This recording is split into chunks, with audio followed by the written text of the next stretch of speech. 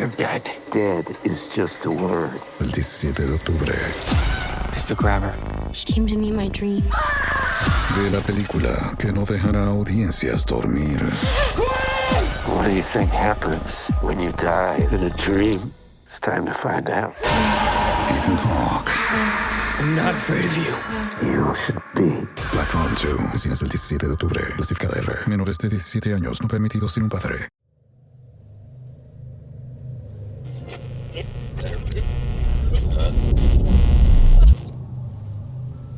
I managed to make out something. Something coming out of the well. A figure standing, half hidden by the shadow. A rotting body full of dirt, dressed in wet rags. And instead of a face, a skull. Nothing more. The face of a wet corpse that barely turned to look directly at the window.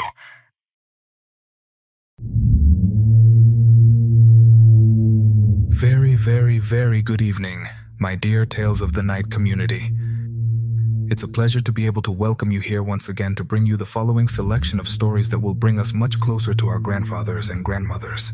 Stories they have told us. Stories that have them as protagonists. Tales with which we will be able to identify because we have all heard something like this and experienced this inexplicable, a terrifying encounter, the proof of the existence of the paranormal. This episode is dedicated to all the grandpas and grandmas who listen to Tales of the Night.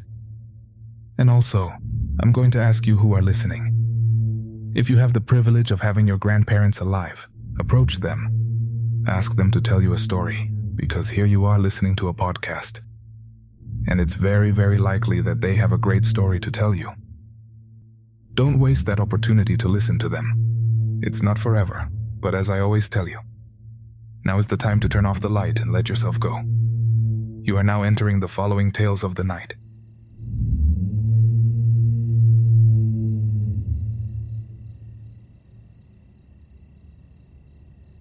My grandfather was born in Mexico City, when it was still called the Federal District, of course. But days after being born, they took him with his whole family. The state of Aguascalientes. He didn't know the capital of the country until one time when he was already grown and had to come work for a company that had offices on Central Avenue, not very far from the historic center. He had arrived quite early, finished what he had to do, and since he still had a few free hours that afternoon, he decided to walk a bit through downtown. He always said that the city impressed him. The noise, the amount of people, the old buildings next to the new ones. Everything in this city made him feel small, and at the same time as if he were visiting a place that somehow also belonged to him. As I said, he was born here.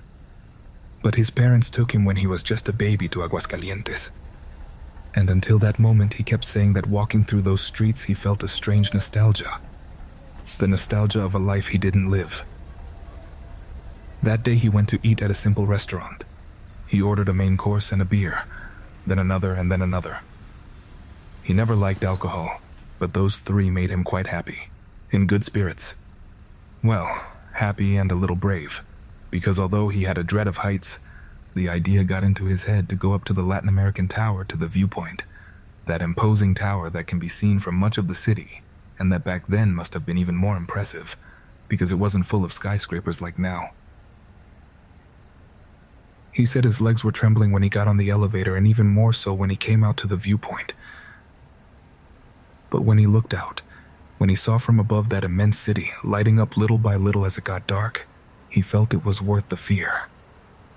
He looked at everything very carefully, as if he wanted to engrave it in his memory forever. The cars moving like ants of light, the Alameda with its dark trees, the impressive Palace of Fine Arts, with that golden dome that shone even though night was already falling. He had some small binoculars that he always carried when he traveled with them, looking into the distance.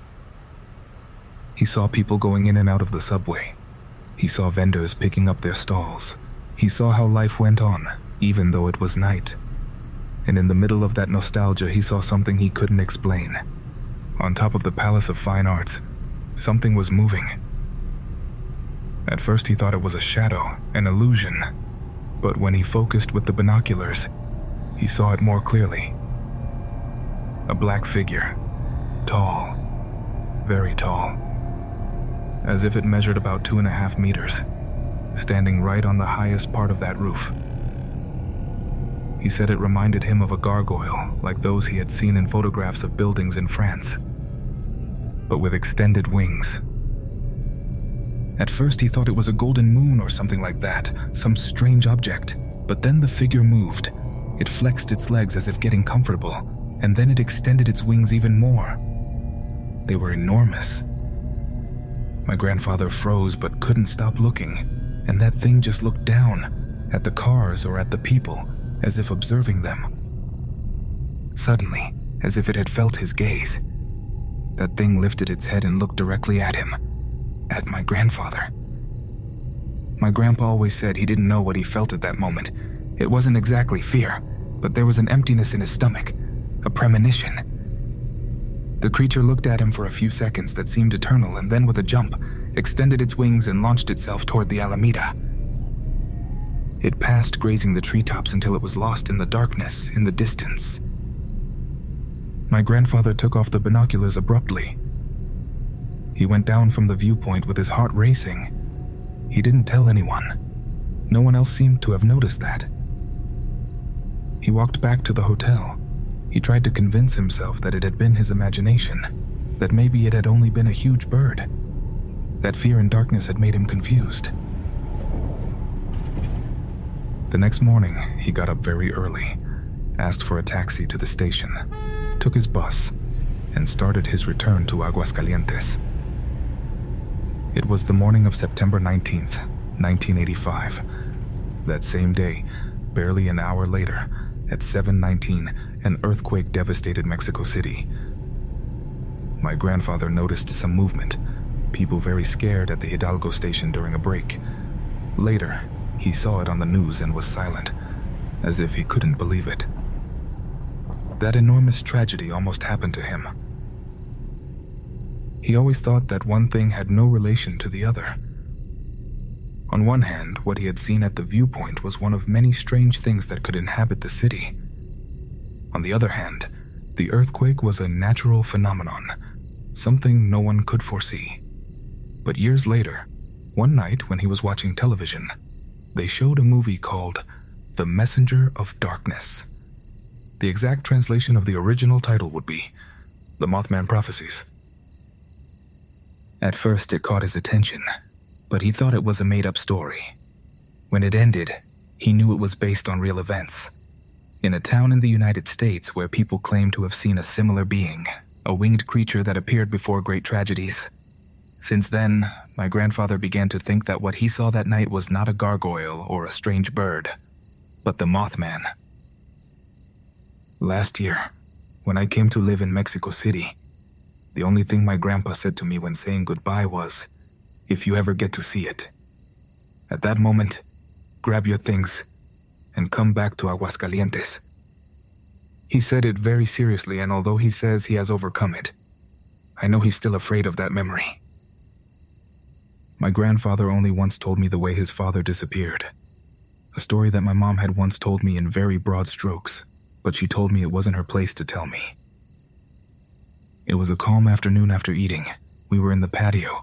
He stared at the chickens pecking at the wet ground and then spoke to me quietly, as if someone else could still hear him. He said, "I'm going to tell you once, but you can't ask me about it again." He told me that he and his family lived in a small town in Michoacan, in a little house on the hill. There they took care of their animals and planted the necessary corn, beans, squash. Life was simple, and there was enough, and that was enough for certain neighbors to grow something ugly inside. My grandfather said that the envy of a bad person doesn't make noise at first, but it works tirelessly. It works and works and works. Few things as dangerous in life as envy that rots, like the people who have it. Like bad people. Higher up from where they lived, where the mountain began, already thicker, 3 women lived, a lady and her 2 daughters. It didn't take anyone to tell them they were bad. People already knew they were. At night, smoke came out of their house, when in all the others there was no longer a fire. Sometimes at dawn, on the path that passed by their house, strange things appeared. Little stones arranged in strange shapes. Red threads tangled in a branch, a dead bird with its legs tied. My grandfather and his brother, who were little kids then, were very afraid of them. One of the daughters always greeted them with a strange smile and said, "Hey kids, say hi to your dad for me." They never delivered the message. They knew, even though they were young, that they weren't good wishes, that she didn't say it with good intentions. My grandfather's father, as he told me, was very serious and had eyes only for his wife. If they crossed paths with those women on the road, he would turn to look at the ground or the sky, but not at them. Once the older woman spoke to him from afar and he simply kept going straight, as if he hadn't heard her. One day my grandfather's mother had to go down to the town to take care of a sick aunt, a very old aunt, who every so often fell into bed and everyone thought she was going to die. But she lasted longer and longer. But that was another one of those times when suddenly she couldn't get up.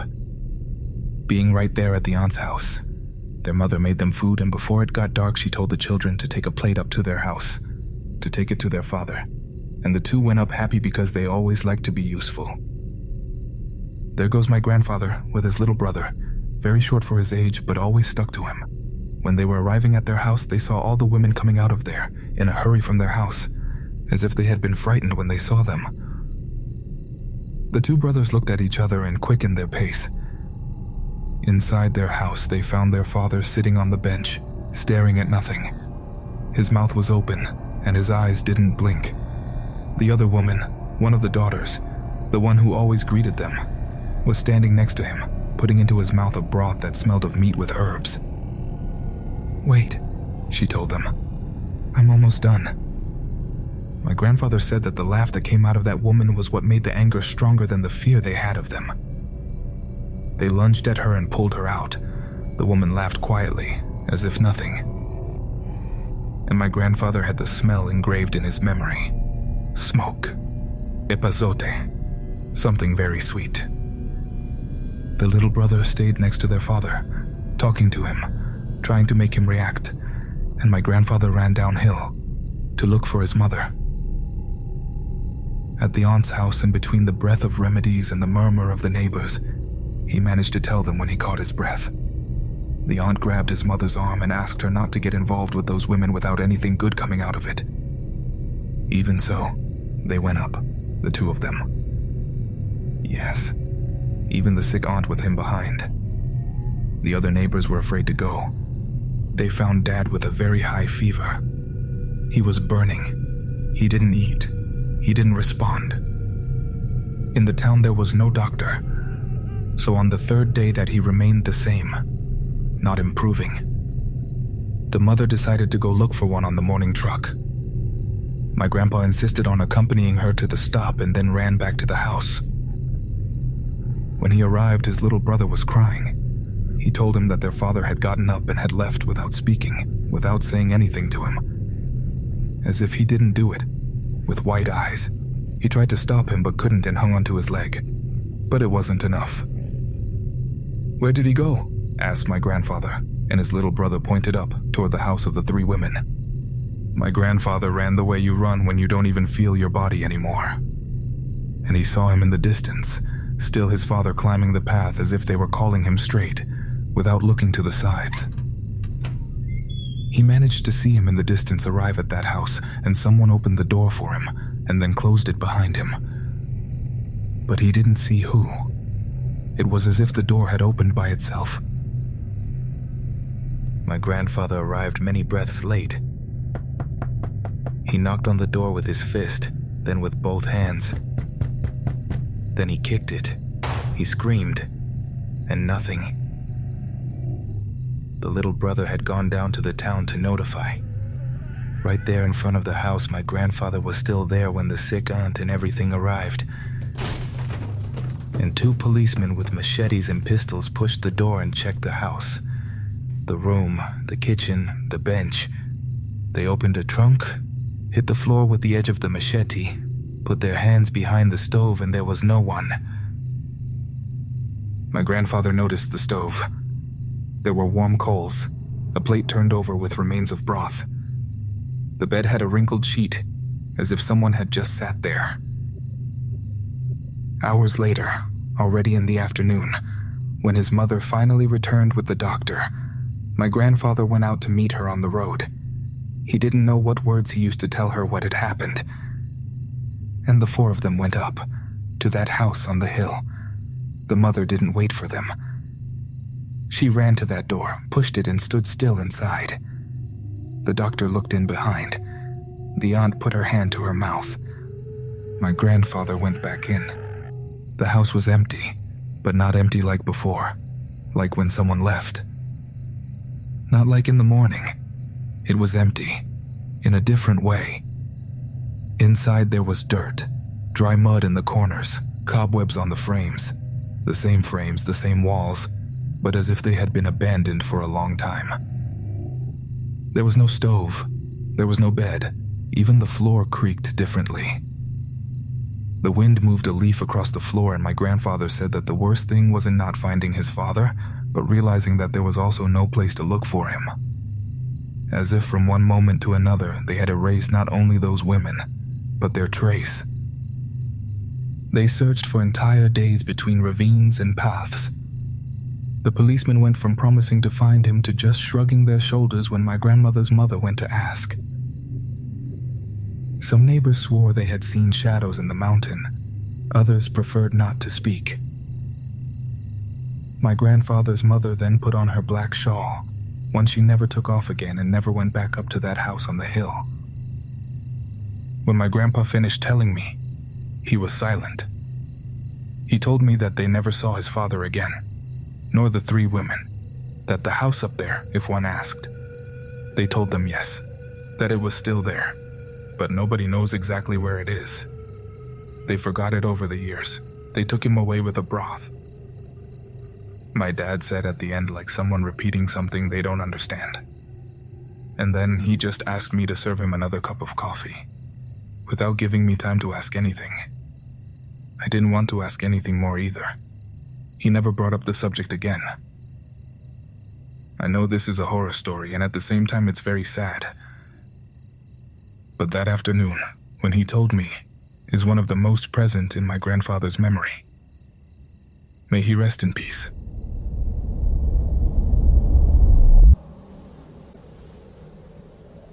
My grandfather, when he was young, worked for a time as a night watchman in the cemetery of his town. It wasn't a job he liked to brag about, and in fact he only mentioned it from time to time, as if it were something he preferred to leave buried, just like the deceased. From there, the cemetery was on the outskirts, where the last street of houses ended and the bushes and silence began. It was a simple place, some dirt graves with wooden crosses, others with stone tombstones and iron crosses, plastic flowers that had almost no color anymore. During the day, people went in and out, but at night, when they closed the doors, the silence felt different, deafening, as cemetery silences are. He said they hired him especially for the seasons when people went more, because it was never a formal job. They went more for the Day of the Dead in that season, or like when there were recent burials, and they feared that someone would want to steal the offerings, or even open a tomb to take out what they had buried with the deceased. Those were very hard times, and there were people without fear of doing such things. My grandfather had an iron cot in the small night watchman's house, right next to the entrance. They gave him a small oil lamp, a machete, and a whistle. That was all, and nothing unusual ever happened. Until one rainy night, he said he was lying down listening to the water hitting the roof, when he heard footsteps, very clear footsteps, and at first he thought it was an illusion. But there they were, footsteps on the wet gravel, slow, dragging. But then he heard them again, closer. He got up, grabbed the lamp, and went out in the middle of the rain. He saw the silhouette of a man. He was hunched over, carrying a sack on his back. The sack moved a little, as if inside he was carrying something that wasn't still. My grandfather thought it would be a thief, someone who had entered. to steal flowers or some offering. He yelled at him, but the man kept walking straight, as if he didn't hear him. Then he followed him among the crosses and tombstones. The man arrived at an open grave, freshly dug. And then my grandfather clearly saw that what he was carrying in the sack was not garbage. They weren't flowers. It was a body. A human-sized body, flaccid that bent with each movement. The man lowered it from his shoulder and without any effort put it in the pit. Then he began to cover it with dirt, as if he had been waiting for that moment. My grandfather felt a chill. He was going to take a step forward, but at that instant the man raised his head, and although the lamp barely lit, he swore that what he had in front of him was not a common face. It was pale, without expression, like a mask of what was once human. He ran out. He didn't know if he left the lamp lying there, or if he still had it in his hand. He just ran out. He went to the town, to find a policeman. He woke him up and they returned together, ready to go back and check, now with the policeman's weapon and a stronger flashlight. They entered the cemetery and went straight to the grave. The dirt was intact, smooth, covered with rain. Nothing more. There were no signs that someone had touched it, that what my grandfather clearly saw had just happened. They checked around. They looked for tracks, but there was nothing. Just the water falling and the mud that was already forming in the aisles. The policeman, somewhat angry, told him that surely he had fallen asleep, that he had dreamed it. But my grandfather never believed it was a dream. He said he still remembered the sound of the body falling inside the pit. That night he didn't go back to lie down on the cot. He sat there, machete in hand until dawn, shortly after that job. He never told them exactly why. He was ashamed to accept it. But if it was because of what happened that night, because of that vision of a man carrying a body in the rain, when he told it, he would be silent at the end, always as if he expected someone to ask him something. But no one did, because if what he saw wasn't a thief or a living person, then the only thing left was to think that he had seen someone who no longer belonged to this world, the eternal ghostly repetition of a terrible event.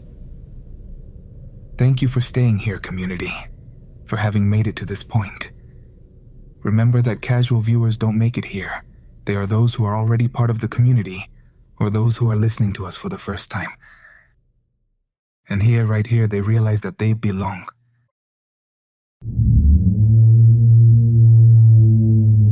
I want to take advantage of this topic, that of grandparents, to invite you again to approach yours, to ask them about their paranormal stories or not. But well, if you're lucky enough that in addition to them being good stories, they're about ghosts, witches, goblins, share them with us.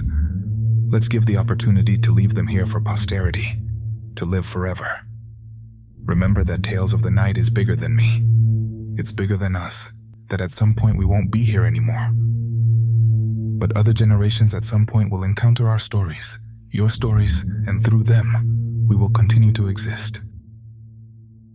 We want to know about your grandparents and those places they inhabited, that they visited, the people they knew through their stories. Not all of us have that opportunity because, for example, today we started this episode with a story in a small town in Michoacan, and I'm from a small town in Michoacan. In essence, my dad was born in a place called Huir, from which he took me to tell some stories, but I only saw my grandfather once in my life somewhere near Pátzcuaro, and I always felt that I was missing many stories to know. So again, if you have the opportunity, take it. And to all the people from Michoacan, well, greetings, because surely we are family. We continue with one more story tonight.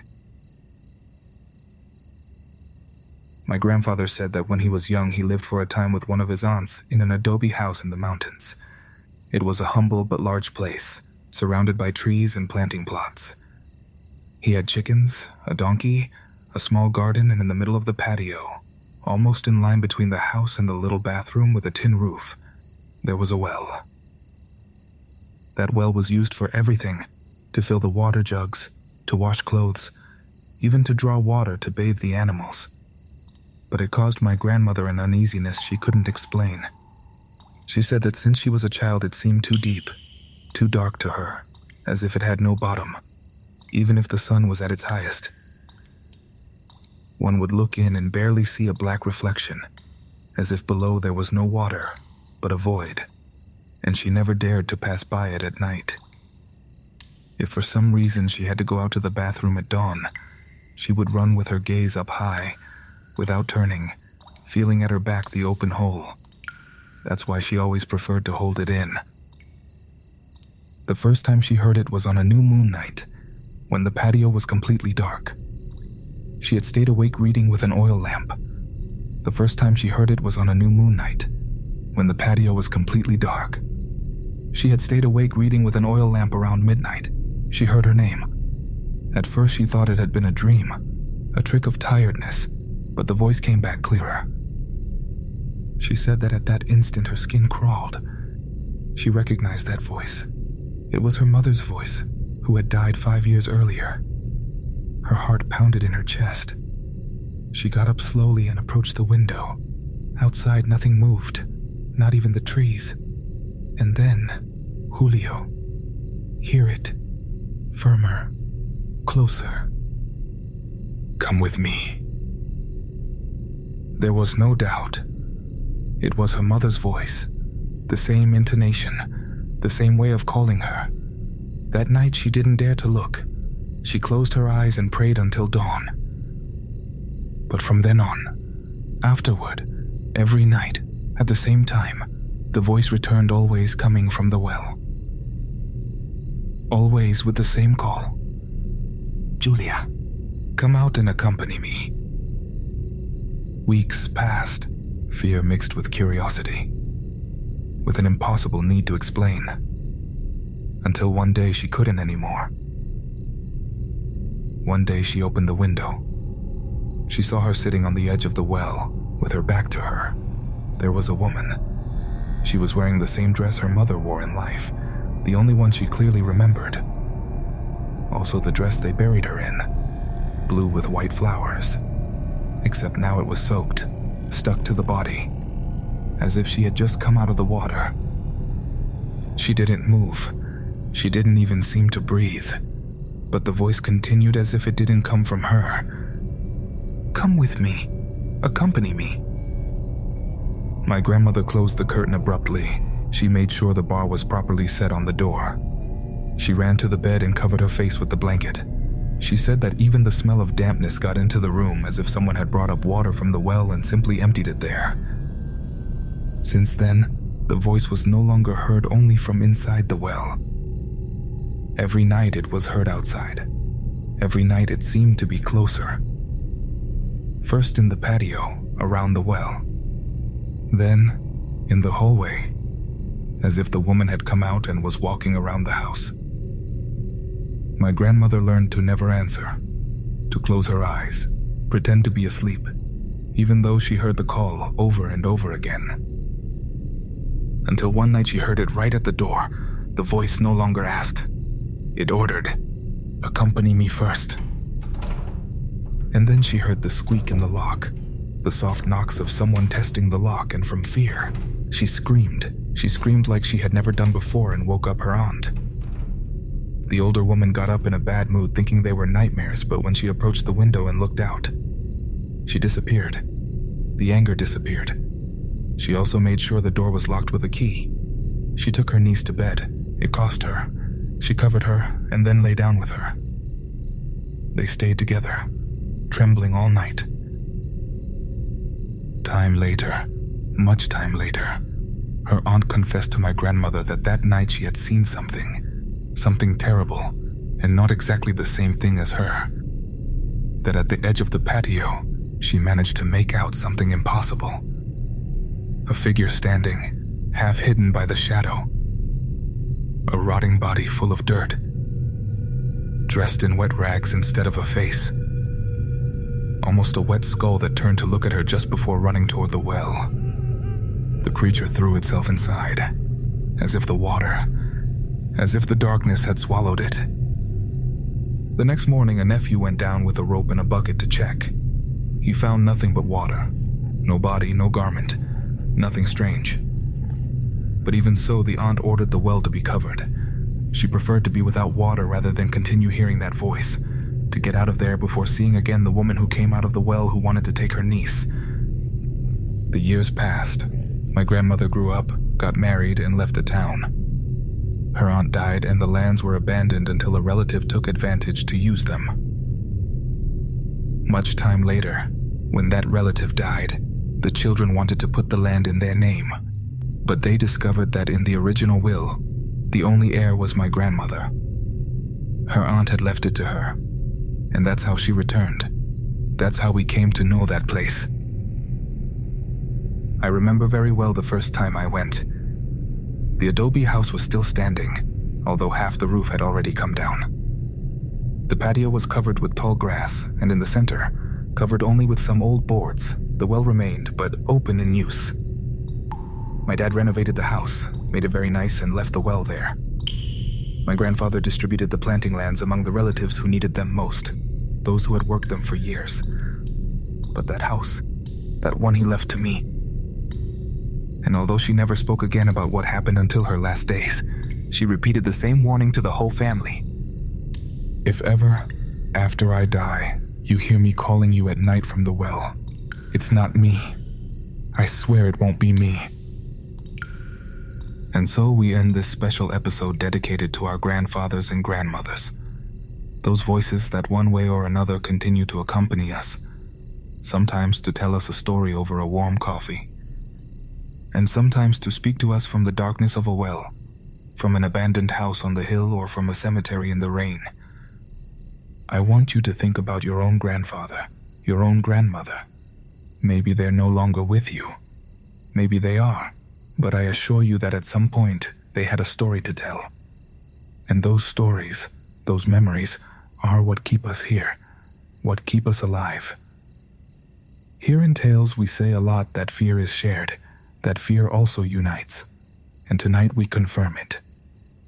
The stories of grandparents remain alive because we remember them, because we keep repeating their words, their advice, their warnings.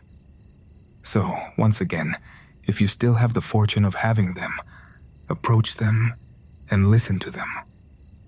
And if not anymore, remember that as long as you keep telling their stories, they are still here.